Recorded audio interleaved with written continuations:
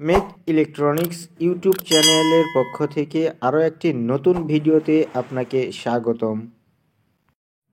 আজকে আমি দেখাবো আপনাদের একটি ট্রান্সফরমার অ্যাডাপ্টার কিভাবে পরীক্ষা করবেন। তো এই অ্যাডাপ্টারগুলো পরীক্ষা করার দুইটি ওয়ে আছে, দুইটি নিয়মে অ্যাডাপ্টারগুলো পরীক্ষা করা যায়। সর্বপ্রথম পরীক্ষা হচ্ছে মিটার দ্বারা। এই যে আমি মিটারটি বুজার অপশনে রেখে দিলাম, এই বুজার অপশন দিয়ে আমি এই ট্রান্সফরমারটি পরীক্ষা করব। আপনারাও ঠিক এইভাবে পরীক্ষা করতে পারবেন। আপনারা যেখান থেকে এই ভিডিওটি দেখছেন আপনাদের রিকোয়েস্ট করছি পুরো ভিডিওটি দেখবেন। আর পুরো ভিডিওটি দেখলে আপনি অবশ্যই একটি ট্রান্সফরমার কিভাবে পরীক্ষা করতে হয় এই নিয়মটি পুরোটাই জানতে পারবেন। তো আমি এসি সাইটের ট্রান্সফরমারের এসি সাইটের লাইনে আমি মিটারটি ধরে শো করতেছি। আপনারা একটু খেয়াল করলে দেখতে পাবেন যে এখানে 206 ওহম শো করতেছে। ট্রান্সফরমারের ডিসি সাইটটি পরীক্ষা করার জন্য ধরার কিছু নিয়ম রয়েছে।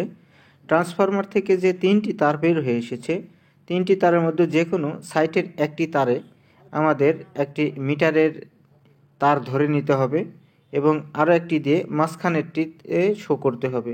তাহলে দেখা যাচ্ছে এখানে 2 ওহম শো করতেছে এবং এখানে 3 নম্বর পিন অর্থাৎ 2 প্রান্তেতেই ধরলে আমাদের মিটারে 3 ওহম শো করতেছে। আপনি যদি ট্রান্সফরমারটি মিটারের মাধ্যমে পরীক্ষা করতে চান তাহলে ঠিক এভাবেই পরীক্ষা করতে হবে। তো এটা প্রথম পরীক্ষা মিটারের মাধ্যমে আমি দেখিয়ে দিলাম। তো চলুন আমি এখন আপনাদেরকে সিরিজের মাধ্যমে একটি ট্রান্সফরমার কিভাবে পরীক্ষা করতে হয় সেটি দেখাবো। সিরিজের মাধ্যমে একটি ট্রান্সফরমার পরীক্ষা করতে সর্বপ্রথম এরকম ধরনের একটি এসি কটের প্রয়োজন। এসি কটের মাথাটি সুন্দর করে এভাবে কেটে নিয়ে সোল্ডারিং করে নেবেন এবং ট্রান্সফরমারের লাইনের সঙ্গে অর্থাৎ ট্রান্সফরমারের 2টি লাইন আছে, 2 লাইনের সঙ্গে সুন্দর করে এই কটের 2 লাইনের তার জোড়া দিয়ে নেবেন। এসি কটটি বিদ্যুতের সকেটে কানেকশান দেওয়ার পর এখানে যে ট্রান্সফরমারের ডিসি সাইড রয়েছে 3টি পিন, এই 3টি পিনের মধ্য থেকে 3টিতে শর্ট করতে হবে। ঠিক এইভাবে শর্ট করলে ফায়ার করবে, আগুন ছিটকিবে।